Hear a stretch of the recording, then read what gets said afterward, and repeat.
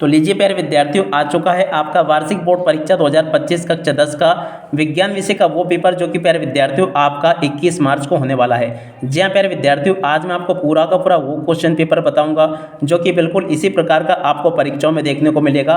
एक एक क्वेश्चन के आंसर प्यारे विद्यार्थियों मेरे द्वारा यहाँ से आपको बताए जाएंगे, तो इसलिए आप सब लोगों से रिक्वेस्ट है कि आप लोग इस वीडियो को बड़ी ध्यान से देख कर जाना ताकि आपको पूरा का पूरा पेपर ये अच्छे से समझ में आ सके। तो देखिएगा प्यारे विद्यार्थियों, इस प्रकार का पेपर आपको परीक्षाओं में देखने को मिलेगा।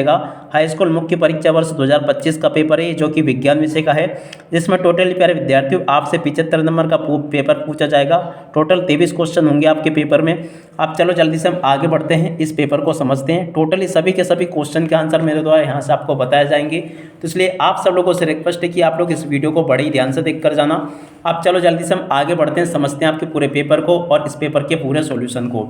तो देखिएगा प्यारे विद्यार्थियों, इस प्रकार का पेपर आपको परीक्षाओं में देखने को मिलेगा। आप सब लोग प्यारे विद्यार्थियों यहाँ पर बताए गए सभी क्वेश्चन को अच्छे से देख लो।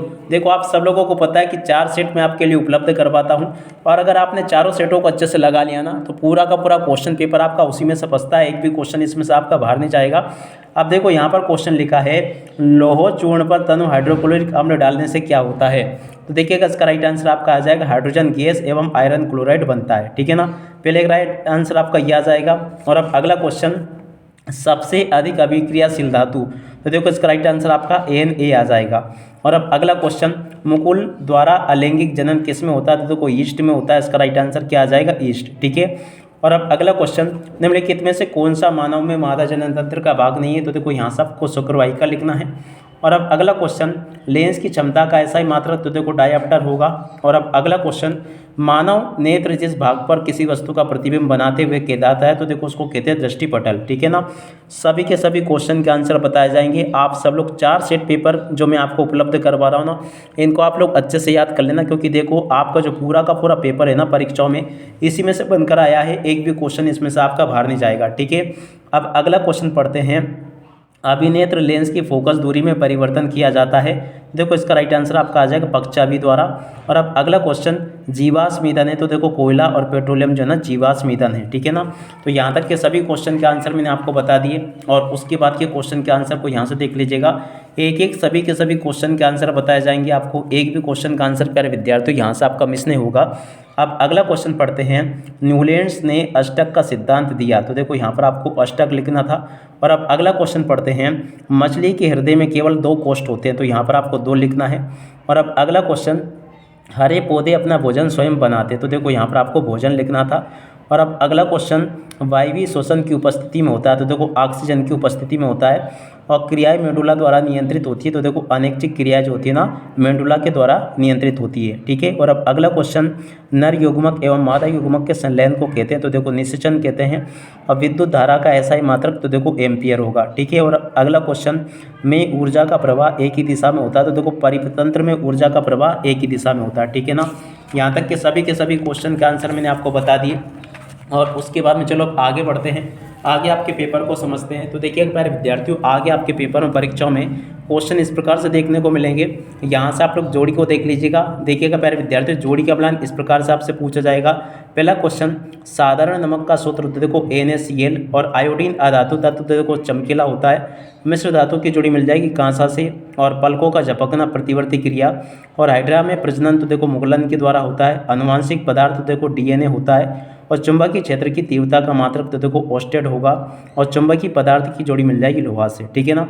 तो यहाँ से आप लोग इस क्वेश्चन के आंसर को देख लो इस प्रकार से। और उसके बाद में देखो इस प्रकार के क्वेश्चन आपके पेपर में परीक्षाओं में आपको देखने को मिलेंगे। और उसके बाद में देखो यहाँ से आप लोग इनको भी देख लीजिएगा। यहाँ पर आपको एक वाक्य फिर एक शब्द में उत्तर दिए गए हैं, ठीक है। पहला क्वेश्चन पढ़ते हैं, अम्लीय विलयन के pH का मान लिखो, तो देखो 7 से कम होता है। 2 या 2 से अधिक धातुओं में समांगी मिश्रण को क्या कहते हैं, तो देखो मिश्र धातु कहते हैं। 2 तंत्रिका कोशिकाओं के मध्य खालिस्तान को क्या कहते हैं, तो देखो सिनेप्स कहते हैं। और रजोधर्मी की अवधि कितने दिन की होती है, तो देखो 7 दिन की होती है। और अब अगला क्वेश्चन, आनुवंशिकी की जनक का नाम, तो देखो ग्रेगर जॉन मेंडल, ठीक है। और अब अगला क्वेश्चन, लेंस सूत्र, तो देखो यहाँ से आपको लिखना 1/v माइनस 1/u बराबर 1/f, ठीक है। और अब अगला क्वेश्चन, विद्युत परिपथ का क्या अर्थ है, तो देखो विद्युत धारा प्रवाहित होने के मार्ग को हम विद्युत परिपथ कहते हैं। और अब अगला क्वेश्चन, चुंबक के कितने ध्रुव है? तो देखो यहाँ से आपको लिखना 2 ध्रुव है, ठीक है ना। इस प्रकार से मैंने आपको सभी क्वेश्चन के आंसर बता दिए और उसके बाद में देखो इन क्वेश्चन को पढ़ लेना। अब आगे जो क्वेश्चन पूछे गए ना, इन सभी क्वेश्चन के आंसर को आप लोग यहाँ से देखते चले। एक एक क्वेश्चन के आंसर को बताऊंगा। यहाँ पर क्वेश्चन पूछा, लोहे की धातु, लोहे की वस्तु को हम पेंट क्यों करते हैं? तो देखिएगा प्यारे बच्चों, इस क्वेश्चन के आंसर को यहाँ से देख लो। इस क्वेश्चन का आंसर याद आएगा पूरा का पूरा, और उसके हथ वाले क्वेश्चन के आंसर को यहाँ से याद करके जाना। ये बिल्कुल आपके पेपर में, परीक्षा में पूछा जाएगा। सभी के सभी क्वेश्चन के आंसर बता रहा हूँ। संचरण से सुरक्षा के 2 तरीके। तो देखो प्यारे बच्चों, इस क्वेश्चन के आंसर को यहाँ से लिख लो। ये लिखा है क्वेश्चन का आंसर, और इसके हथों में जो क्वेश्चन पूछा, धातु और अधातु में अंतर। तो देखो प्यारे बच्चों, धातु और अधातु में अंतर यहाँ से देख लो। ये भी पूरा का पूरा मैंने आपको अच्छे से बता दिया, ठीक है। अब चलो जल्दी से हम आगे बढ़ते हैं, आगे क्वेश्चन के आंसर को देखते हैं। तो देखिएगा प्यारे विद्यार्थियों, आगे आपके पेपर में, परीक्षा में क्वेश्चन इस प्रकार से पूछे जाएंगे, परमाणु आकार को परिभाषित कीजिए। तो देखिएगा प्यारे बच्चों, इस क्वेश्चन के आंसर को यहाँ से देख लो। प्रश्न नंबर 7 का उत्तर ये लिखा है। 7 के बाद वाले क्वेश्चन का उत्तर आपको ये दिया गया, इसको भी देख लो और अच्छे से हल कर लेना। और अब अगला क्वेश्चन पढ़ते हैं, प्रश्न नंबर 8। हमारे शरीर में हीमोग्लोबिन की कमी के क्या परिणाम हो सकते हैं? तो देखो प्यारे बच्चों, इस क्वेश्चन के आंसर को यहाँ से याद करके जाना। ये पूरा का पूरा उत्तर बता दिया मैंने आपको। और अब अगला क्वेश्चन, स्वपोषी पोषण किसे कहते हैं? तो देखिएगा इस क्वेश्चन के आंसर को यहाँ से देख लो, पूरा का पूरा याद कर लेना इसको। अब अगला क्वेश्चन पढ़ते हैं, जनन क्यों आवश्यक है? तो देखिएगा प्यारे विद्यार्थियों, जनन क्यों आवश्यक है, इस क्वेश्चन के आंसर को यहाँ से देख लेना और पूरा का पूरा इसको याद कर लेना, ठीक है। और अब अगला क्वेश्चन पढ़ते हैं, क्या लिखा है यहाँ पर दे रखा है, मेंडल ने अपने प्रयोग के लिए मटर के पौधे का चयन क्यों किया? तो देखो प्यारे बच्चों, इस क्वेश्चन के आंसर को यहाँ से देख लो और पूरा का पूरा इसको याद कर लेना, ठीक है। अगला क्वेश्चन ये लिखा, अनुवांशिक किसे कहते हैं? और अब अगला क्वेश्चन देखते हैं, जो कि यहाँ पर आपको दिया गया, प्रकाश के परावर्तन के नियम लिखिए। तो देखिएगा प्यारे विद्यार्थियों, प्रकाश के परावर्तन के नियम यहाँ से देख लो और पूरा का पूरा इसको याद कर लेना, ठीक है। और अब अगला क्वेश्चन, आवर्धन को परिभाषित कीजिए। तो देखिएगा प्यारे विद्यार्थियों, आवर्धन को यहाँ से आपको परिभाषित कर देना है। और अब अगला क्वेश्चन पढ़ते हैं, प्रश्न नंबर 12। किसी चालक का प्रतिरोध किन कारकों पर निर्भर करता है? तो देखिएगा प्यारे बच्चों, यहाँ से आप सब लोग इन क्वेश्चन के आंसर को देख लें। पूरा का पूरा मैंने बता दिया यहाँ तक का आपको, ठीक है। और उसके बाद में देखो अगला क्वेश्चन पढ़ते हैं, जो कि यहाँ पर आपसे पूछे गए हैं। एक एक क्वेश्चन के आंसर को देख लीजिएगा। विद्युत परिपथ में उपयोगी को 2 अवयवों के नाम आपको बताने हैं, ठीक है। इन क्वेश्चन के आंसर को भी देख लो और पूरा का पूरा इसको हल कर लेना, ठीक है। और अब अगला क्वेश्चन पढ़ते हैं, प्रश्न नंबर 14। ऐसे 2 तरीके बताइए जिनमें अजैव निम्नीकरणीय पदार्थ पर्यावरण को प्रभावित करते हैं। तो देखो प्यारे बच्चों, इस क्वेश्चन के आंसर को यहाँ से याद करके जाना और उसके हथ वाले क्वेश्चन के आंसर को यहाँ से याद कर लेना। और उसके बाद में देखो प्रश्न नंबर 15, संयोजन अभिक्रिया वियोजन अभिक्रिया को परिभाषित आपको करना है। तो देखो प्यारे बच्चों, इस क्वेश्चन के आंसर को यहाँ से देख लें और पूरा का पूरा इसको याद कर लेना। इस क्वेश्चन का आंसर भी मैंने बता दिया, ठीक है।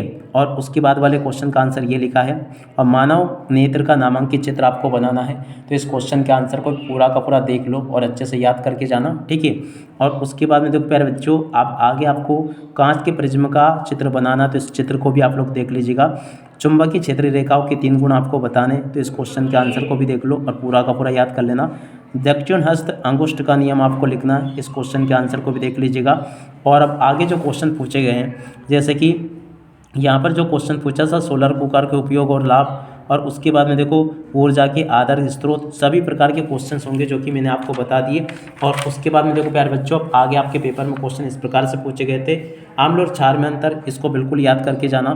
देखो प्यारे बच्चों, आम्ल और क्षार में अंतर ये आपको दिए गए हैं, ठीक है। और उसके बाद में देखो प्लास्टर ऑफ पेरिस के 4 उपयोग, तो देखो इनको भी यहाँ से देख कर लिख देना टूर। और उसके बाद में देखो अगला क्वेश्चन, प्रश्न नंबर 19 में पूछा था आपसे, साबुन और अपमार्जक में अंतर। ये 20 है वैसे, तो आप लोग इसको देख लेना। ये प्रश्न नंबर 20 में आपसे साबुन और अपमार्जक में अंतर पूछा गया है। और अब अगला क्वेश्चन, मीथेन और एथेन का आपको परमाणु संरचना क्रमांक लिखना था, इलेक्ट्रॉन। तो देखो इसको यहाँ से देख लीजिएगा। और अब अगला क्वेश्चन, प्रश्न नंबर 20, जो कि पूछा है, देख सकते हो जाइलम और फ्लोएम में अंतर, 21वें क्वेश्चन में। तो देखो 21वें क्वेश्चन के आंसर को यहाँ से देख लो पूरा का पूरा, और 21 के बाद वाले क्वेश्चन के आंसर को यहाँ से देख लो, ये भी मैंने बता दिया। और उसके बाद में देखो 21, ये बाकी के क्वेश्चन के आंसर आपको दिए गए हैं जो कि 22 में पूछे गए हैं। तो इन क्वेश्चन के आंसर को भी देख लीजिएगा। सभी के सभी क्वेश्चन के आंसर मैंने आपको अच्छे से बता दिए। उम्मीद करता हूँ कि आपको अच्छे से समझ में आ गया होगा। अब इसी के साथ में इस वीडियो को यहीं पर पूरा करते हैं। नमस्कार, जय हिंद, जय भारत।